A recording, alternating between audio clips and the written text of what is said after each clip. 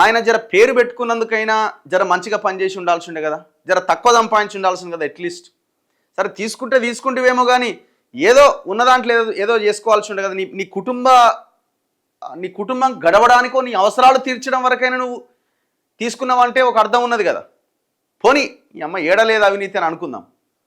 నువ్వు పేరేమో అంబేద్కరు, నీ వ్యవహారాలేమో మొత్తం దొంగ వ్యవహారాలు.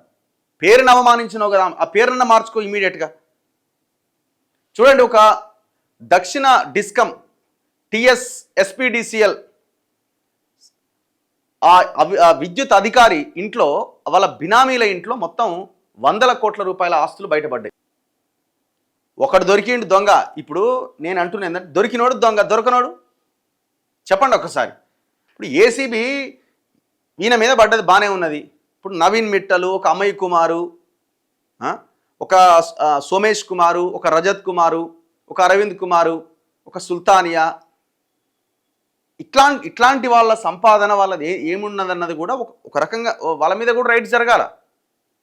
ఏం సంపాదన ఉంది, ఎట్లా సంపాదించారు ఏంది అన్నది కూడా.